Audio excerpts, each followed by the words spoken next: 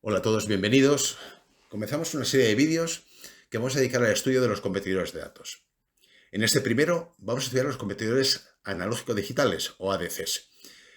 En unos vídeos posteriores estudiaremos los competidores digitales analógicos o DACs. Estos circuitos se mueven en ese difuso mundo de las señales analógicas y las digitales, ese difuso mundo mixto de señales de uno u otro tipo.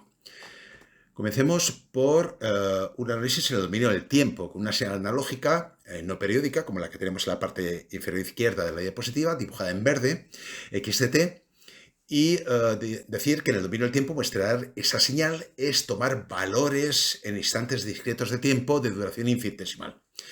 El resultado será una señal discreta, X sub S de N T sub S. Por tanto, mostrar una señal es discretizar la señal en el dominio del tiempo. La señal muestrada solo existe en instantes discretos de tiempo. Se pasa de tener infinitos valores de la señal entre dos instantes de tiempo cualesquiera, en el caso de x de t, a un número finito o discreto de valores x espaciados en el tiempo, en el caso de x sub s de nt sub s. Si t mayúscula sub s, como digo, es el periodo de muestreo, la frecuencia sería su inversa, las muestras, insisto, están en el dominio del tiempo x espaciadas, muestras discretas, en valores t sub s, 2t sub s, 3t sub s, etc. Matemáticamente se trata, como veis en la ecuación que tenéis en el centro de la diapositiva, de multiplicar la señal original x de t por un tren de deltas de Dirac, un sumatorio de menos infinito a infinito de deltas de Dirac. Pero, ¿qué ocurre con este proceso de muestrear en el dominio de la frecuencia? Para su explicación vamos a suponer que la señal analógica que vamos a muestrear está limitada en banda, es decir, tiene un ancho de banda finito como aparece en la figura. En este caso, si la señal está limitada en potencia para señales periódicas, puede decir potencia media finita o limitada en energía para las señales no periódicas, es decir, energía finita. Este es el teorema de Dirichlet, del cual nos ocuparemos en vídeos posteriores cuando estudiemos el procesado digital de la señal. Se dice que se puede desarrollar en serie de Fourier para señales periódicas o obtener su transformada de Fourier para señales no periódicas. Siguiendo con el ejemplo de una señal no periódica con amplitud constante A para todo su ancho de banda, que en este caso hemos supuesto que está limitado entre más menos W. El resultado de su transformada de Fourier, como digo, se muestra en la parte central de la diapositiva. Pues bien, al muestrear esta señal en el dominio del tiempo, como hemos visto en la diapositiva anterior, lo que se consigue en el dominio de la frecuencia es replicar este ancho de banda multiplicado, cuya amplitud se ve multiplicada por la frecuencia de muestreo, en intervalos de frecuencia equiespaciados, f sub s, 2f sub s, 3f sub s, así sucesivamente. Lo tenemos representado en la gráfica que tenemos en la parte inferior de la figura. No vamos a demostrarlo, lo demostraremos en su momento, como digo, en los vídeos que dediquemos a ellos, pero por el momento tenemos que ser conscientes de lo que está pasando al muestrear. Pues bien, esto que vemos está... lo que estamos viendo ya es que es muy importante para que estas réplicas del ancho de banda original de la señal no se solapen en frecuencia. Es muy importante que la frecuencia de muestreo sea mayor o igual que 2 veces el ancho de banda. Es lo que llamamos condición de Nyquist. Y que nos representa muy bien o que nos dice muy bien cuál es el límite, o mejor dicho, cuál es la frecuencia de muestreo mínima que tenemos que tener para que esas réplicas no se solapen entre sí. Porque si no se solapan, podríamos recuperar la señal original sin más que filtrar con un filtro paso bajo ideal, muy selectivo en frecuencia, el espectro de la señal muestreada y volver a obtener la señal original. Pero si la frecuencia de muestreo no fuera mayor o igual que 2 veces el ancho de banda, que es lo que llamamos frecuencia o condición de Nyquist, entonces esas réplicas del espectro de la señal original se solapan entre sí y se llama aliasing o solapamiento. Y este es un problema que nos impediría recuperar con fidelidad.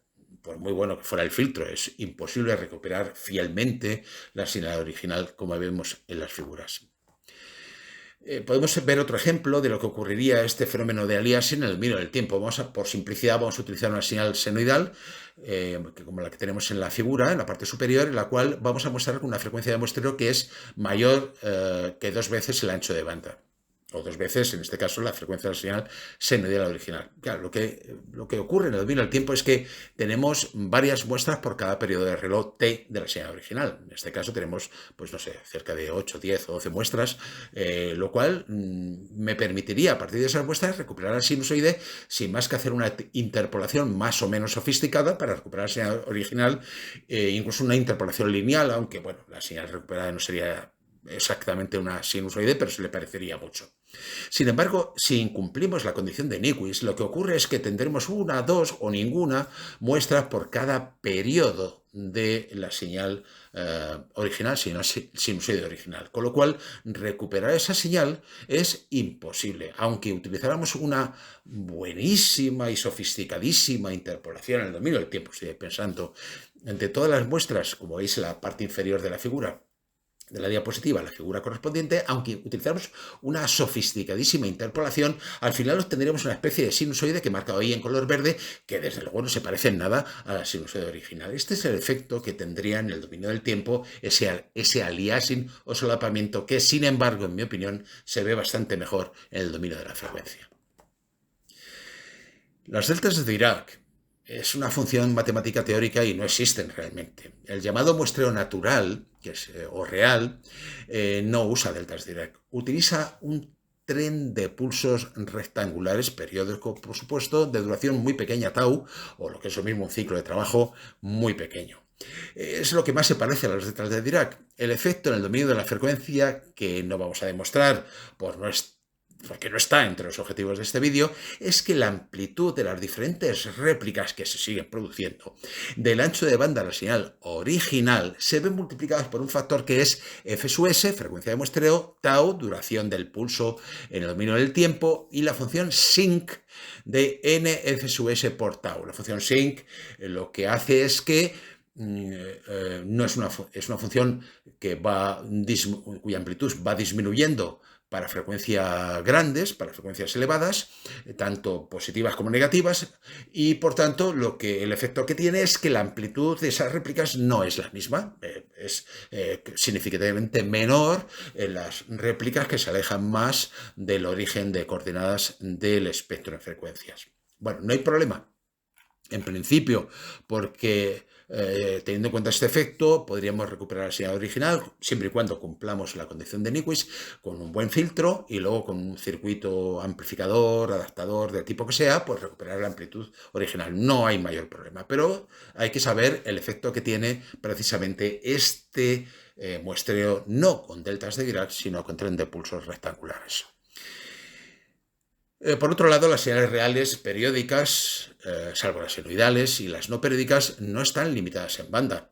Por esa razón, se suele utilizar una versión de la condición o frecuencia de Nyquist algo modificada, como se va a ver en una diapositiva posterior. En este caso es simplemente añadir una zona de guarda.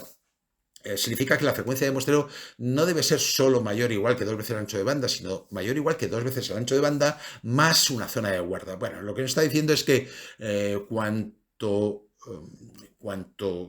mayor sea la frecuencia de muestreo, tanto más fiel va a ser la señal recuperada a partir de una señal discreta, mediante un buen filtrado, pero claro, también tenemos el problema de que los filtros no son ideales. La función de transferencia de un filtro ideal, pues es, como tenéis en la figura, más o menos es cuadrada, como tenéis ahí, pero un filtro real no es así, ni muchísimo menos. Así que un filtro real también va a contribuir a que haya una cierta distorsión en la señal junto con los posibles problemas de aliasing, dado que el aliasing va a estar presente en tanto en cuanto las señales originales no están limitadas en banda. Así que un cierto aliasing, aunque la buena noticia es que los valores de alta frecuencia de las señales no limitadas en banda son armónicos, vamos a hablar con propiedad, pues de una amplitud muy, muy pequeña, a veces despreciable, a partir del quinto o sexto armónico en las señales periódicas, claro. Bien, en todo caso, las soluciones que vamos a aplicar o que se aplican en los convertidores analógicos digitales son de diversa índole. En primer lugar, se utilizan filtros anti-aliasing.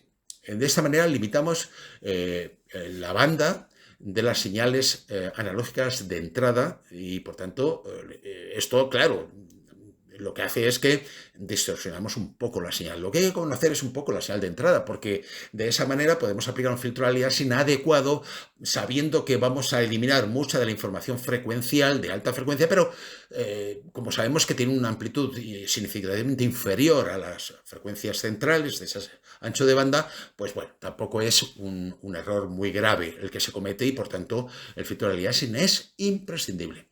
Los convertidores analógicos digitales están basados en la adquisición de muestras y su retención para un posterior codificación de esas muestras. Es decir, se basa en una técnica que se llama muestrear sí, retener la muestra también para poder hacer el procesamiento posterior. Es lo que se llama sample and hold o muestreo y retención. Para recuperar la señal se usan siempre filtros paso bajo de muy alta calidad que nos permiten aproximarnos lo más posible a la característica original de la señal original, quiero decir. Aún así, se produce mayor distorsión que en los sistemas que en otros sistemas que tengan un muestreo, digamos, más próximo al ideal, aunque esto realmente no existe. ¿Cuáles son los grandes bloques que tiene esta fase previa de la conversión analógico-digital? Pues en primer lugar, como decía, el filtro anti-aliasing para obtener una señal limitada en banda. Ya cometemos ahí provocamos una pequeña distorsión y un muestreo práctico real que no es el ideal y por tanto sabemos que también vamos a cometer un pequeño error o que vamos a provocar una pequeña distorsión. No hay más remedio. En muchos convertidores analógicos digitales se produce la técnica de sample and hold, es fundamental. Es muestrear una señal y mantener su valor durante un periodo de muestreo. Un periodo de muestreo que me permita o que le permita a los sistemas posteriores de procesado posterior dentro del propio convertidor obtener la señal digital correspondiente. Claro. La señal así muestreada y retenida presentan una muy alta distorsión en el dominio de la frecuencia. El causante es el tiempo de hold, como digo, y cuanto menor sea este, tanto menor será la distorsión y podrá recuperarse la señal continua original con mayor fidelidad. Lo que estoy diciendo es cuanto más rápido sea el convertidor analógico digital, tanto mejor, al menos en los convertidores que utilizan la técnica sample and hold, que no son todos. ¿Cómo es un convertidor analógico digital? Pues es un bloque que recibe una señal analógica que internamente la va a limitar en banda, o si no, nosotros mismos se venden filtros anti-aliasing, podríamos añadirle a este convertidor previamente un filtro anti-aliasing y que nos va a proporcionar una señal digital de salida. Pero atención, discretizar una señal no es convertir al mundo digital. Solo cuando hayamos discretizado con las técnicas que hemos visto hasta ahora y asignado un código digital o codificado para hablar con propiedad esas muestras con un código digital binario, es cuando hablaremos con propiedad de señal digital. ¿Cuáles son las características más importantes? No son las únicas, pero sí las más importantes de un convertidor ADC. En primer lugar, la resolución. Es el menor incremento en la tensión a la entrada del convertidor que provoca un cambio en el código digital de salida. Esto es muy importante porque se indica en tanto por ciento de la máxima escala o en el número de bits. Es decir, imaginemos que nos dicen, tengo una resolución de 12 bits, o bien nos podrían decir 1 partido por 2 elevado a 12, expresado en tanto por ciento, es 0,0244. Es decir, la resolución se expresa en número de bits o en lo que se llama LSB, que es 1 partido por 2 elevado a 12, en este caso en el ejemplo que os estoy mostrando. Lo que nos está diciendo es que cuanto mayor sea el número de bits del convertidor, tanto menor es el incremento de tensión que tengo que aplicar a la entrada para cambiar de código a la salida. Es lo que vale un bit, en definitiva. Por eso el bit menos significativo, por eso se llama LSB ese incremento de tensión. Error de offset, tensión a la entrada para obtener un código todo ceros a la salida. Esto no se puede consentir, pero pasa algunas veces y muchos fabricantes en sus convertidores nos permiten hacer una corrección del offset que pueda tener ese convertidor. Error de escala, es la diferencia a fondo de escala entre la función de transferencia ideal, de la cual nos vamos a ocupar ahora, y la real. Si hay una diferencia, pues la diferencia mayor que se produzca, asumiendo siempre la linealidad, Por cierto, linealidad, que es otro de los parámetros, es la dirección máxima de la respuesta lineal ideal. Los convertidores que vamos a ver, los dos tipos que vamos a ver, son lineales, pero los hay no lineales. Pero eso sería otro problema. Los convertidores lineales, si hay una diferencia entre la respuesta lineal ideal y la que me proporciona el convertidor, eso es lo que se llama, lo que se estima como linealidad del convertidor. Precisión, no confundir con resolución. Es la desviación del código correcto en el peor de los casos, cuando haya offset, errores de escala, no linealidad, todo junto. La precisión es cuál es, en el peor de los casos, la desviación del código correcto. Un bit, 2 bits, lo llama precisión. Insisto, no confundir con resolución, que no es lo mismo. Sensibilidad, sobre todo con la temperatura, pero también con el envejecimiento del propio componente de los parámetros anteriores. Y velocidad de conversión, importantísimo parámetro, no único, atención, que es el número de conversiones completas que puede hacer por segundo un convertidor. Pues bien, lo que vamos a hacer ahora es estudiar convertidores, el ADC, con un poco de detalle. Tiene dos grandes bloques, dejando de lado, por supuesto, el bloque del filtrado de anti-aliasing, que está, digamos, fuera de estos dos grandes bloques. El primer bloque es sample and hold and cuantificación.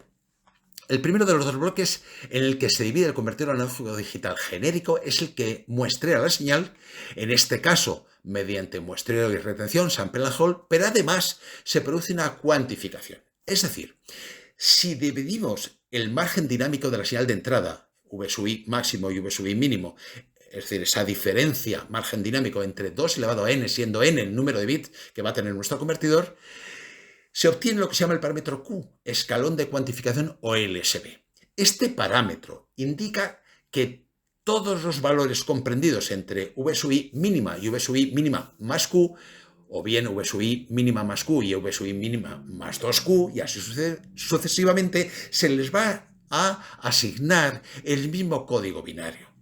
Obviamente se comete un error, llamado error de cuantificación, que será menor cuanto mayor sea el número de bits del convertidor, tal y como expresa la ecuación que tenéis ahí. LSB igual a Q igual a diferencia numerador, en el numerador la diferencia entre el valor máximo, valor mínimo de la señal de entrada partido por 2 elevado a n. Obviamente, cuanto mayor sea el número de bits, más pequeño es ese escalón de cuantificación. ¿Cómo representamos esto gráficamente? Bueno, antes de pasar a eso, el bloque de codificación en binario, ahí no se produce error, nunca se produce error. Es una mera codificación con un circuito digital ad hoc que me permite obtener el código de n-bit correspondiente de salida.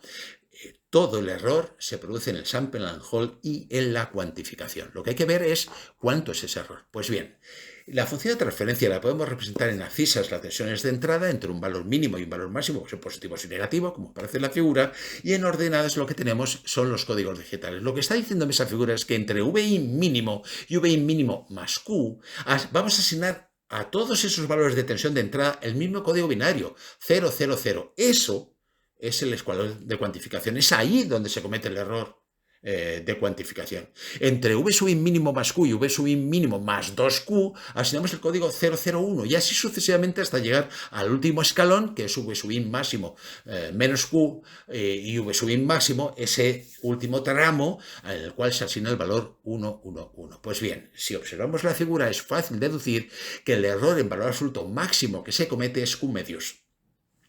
Como además el error es un ruido blanco y por tanto su media en el intervalo, cada uno de estos intervalos es nula, y su función por tanto de densidad de probabilidad en un intervalo es constante, que es igual a 1 partido por Q, es fácil demostrar que la desviación típica del error es igual a Q partido por raíz de 12.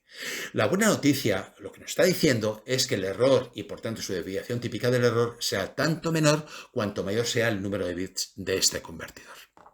Bien, ya hemos hecho un repaso más o menos teórico de lo que es un convertidor analógico digital. Vamos a ver los ejemplos más significativos. Primero os presento, y esto es un choque de todo lo que hemos estado hablando, el convertidor más rápido, el convertidor paralelo flash, porque es un convertidor que no necesita una etapa de retención debido a la velocidad de conversión tan grande que tiene. El convertidor flash es el más rápido que existe. a las ventajas e inconvenientes reflejados en la diapositiva y que ahora vamos a estudiar, se ha de añadir que se necesitan 2 elevado a n resistencias de valor R iguales, y esto tiene una dificultad por las tolerancias de los componentes, pero el fabricante lo solventa porque limita siempre en estos convertidores, en el caso de Texas Instruments, a un número pequeño de bits y por tanto un número pequeño de resistencias, un número pequeño de comparadores, limita, como digo, a unos 8 bits como máximo a este tipo de convertidores. ¿Y por qué lo limita? Bien, es difícil encontrar para él garantizar 2 elevado a n por resistencias R iguales, en las cuales, fijaos, se hace una especie de divisor resistivo de una tensión de referencia VREF, y esa tensión de referencia dividida por las 2 elevado a n resistencias se compara con la tensión analógica de entrada, con esos 2 elevado a n comparadores. Fijaos que el precio del convertidor sería elevado si el número de bits fuera 16 o 32, etc. Y luego un circuito convencional que es muy sencillo, que me permite obtener el código binario de salida. Por tanto, Texas Instruments, su convertidor o 2 de sus convertidores paralelo flash, como son el TLC 5540 o TLC 5510, lo limita a 8 bits. Eso sí, conseguimos 20 millones de muestras por segundo, o en inglés, abreviatura en inglés, 20 millones de samples per second, MSPS. Es, como digo, el convertidor más rápido, ya que todas las comparaciones se hacen de manera simultánea, en paralelo. La velocidad es muy alta, los números de bits está limitado, el hardware no es que sea complejo, pero sí es caro y es difícil de integrar, y el número de bits, por tanto, como máximo son 8. La otra técnica que se utiliza es el convertidor de doble rampa. Originalmente había convertidores de simple rampa, hoy en día ya descartados.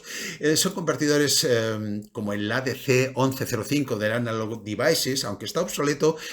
Utilizar esta técnica es muy significativa. El circuito que tenéis ahí es muy parecido a lo que utilizaba este convertidor del Analog Devices, o bien Microchip, que siguen fabricándolo, su TC7109A, utiliza esta técnica. Fijaos, es un circuito realmente interesante. Lo que tenemos es un primer conmutador de entrada que me conmuta mediante un control digital que lo tenéis en la parte superior derecha. Conmuta ese conmutador entre la tensión de entrada y la tensión de referencia, que es negativa.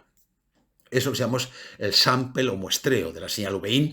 Y luego tenemos un integrador cuyo condensador realimentando lo que me va a hacer va a ser las funciones del hold, de retención de ese valor que acabo de muestrear. Posteriormente hay un comparador que se compara con 0 voltios, y la parte digital es un contador. Ese contador va a contar, y al final de la cuenta de n bits es lo que me va a mostrar al final como resultado de la conversión. Pero vamos a ver cómo funciona. Previo a eso, dejadme decir como regla general que son convertidores muy precisos, se utilizan en multímetros. Por el contrario, son lentos, comparados sobre todo con el convertidor anterior, y el tiempo de conversión depende del valor de la tensión de entrada, lo cual no es una buena noticia. No es una buena noticia. ¿Por cuántas fases pasa el funcionamiento de este circuito? La primera, la inicialización. Lo primero que hace el control es inicializar el contador a todo unos, los n bits a 1. Por tanto, la señal de overflow se pone a 1 para indicar al control que ya está inicializado el contador, y el control garantiza que el condensador del integrador esté a 0. Y si no está a 0, conmuta ese interruptor que tiene en la parte superior, cortocircuitando. Bueno, esto es una representación puramente teórica de cómo funciona, para garantizar que el condensador inicialmente está a 0, descargado. Y el conmutador de entrada, el de sample, lo que hace es estar en la posición VIN, va a muestrear la señal de entrada. ¿Cómo funciona? La siguiente fase que hace. La siguiente fase es, durante un tiempo fijo, T1, la pendiente de la recta... la pendiente de la recta depende de la tensión de entrada. El condensador de ese integrador se carga linealmente. T1 es fijo porque es a la velocidad a la que cuenta ese contador, que por cierto, en este caso está contando descendentemente este primer tiempo T1, es decir, pasa de 111 a 000, y durante ese tiempo T1, el tiempo que le lleva al contador pasar de todo unos a todo ceros, lo que hacemos es dejar que el condensador se cargue. Obviamente, la tensión con la que se carga el condensador y que nos muestra la salida el V01, V02, nos muestra la salida de ese integrador, es distinta, depende de la tensión de entrada. Y la pendiente es negativa, claro. Por tanto, para t igual a T1, el conmutador de entrada, el control lo que hace es conmutar. Fijaos que el tiempo T1 es fijo, el control sabe cuando llega el contador a 000, el conmutador se pasa a la tensión menos VR. Claro, en ese momento el condensador se empieza a descargar. O lo podemos ver como que se empieza a cargar, empieza a intentar tener una tensión positiva. Por tanto, la tensión de salida V sub 0 de ese integrador es la tensión inicial, que es la que tuviera, V sub 0, 1, 2 o 3, más la tensión de referencia multiplicado por la diferencia de esas T sub 2 menos T sub 1 partido por RC. La pendiente de esas rectas que he marcado en azul, rojo y negro en esta segunda fase es constante. Al principio no, durante T sub 1 no, porque depende de la tensión de entrada. Pues bien, cuando el integrador o la tensión V sub 0 llegue a 0, el control dice, paro el contador, miro lo que muestra el contador y eso es lo que muestro como resultado de la conversión. Y esto, insisto, lo hace cuando V sub 0 llega a 0 según aparece en la figura en la parte superior derecha. Ese tiempo, que es T sub 2 menos T sub 1, depende naturalmente de la tensión de entrada, que despejando de la ecuación V sub 0 que tenéis ahí en la parte derecha de la figura, es V sub in por 2 elevado a n partido por la tensión de referencia multiplicado por el periodo del reloj del contador. Este es el funcionamiento, ¿de acuerdo?, de este convertidor analógico digital en doble rampa. Bien, como comentario final, se han estudiado las arquitecturas flash y doble rampa, aunque hay otras, como se verá en un vídeo posterior. Los de doble rampa son ADCs de precisión para velocidades de conversión menores de 10 millones de muestras por segundo. Los ADC de tipo flash son muy rápidos, con velocidades de conversión de 20 millones de muestras por segundo. La resolución máxima son 8 bits, con un único canal o entrada analógica, a veces incluso diferencial en estos convertidores, y las salidas en paralelo de tipo CMOS. Es característico de estos convertidores. La resolución para los de doble rampa suelen ser 12 bits o mayor, hasta 16 bits aproximadamente, y para controlar todo ello dispone de una unidad de control que a veces en algunos de ellos es configurable, lo que hemos llamado control en las figuras anteriores. Pues bien, esto no hay que perder de vista el ancho de banda de la señal de entrada. Como veremos en un ejemplo de diseño en otro vídeo, suele ser también un parámetro importante. Dependiendo de la velocidad de conversión,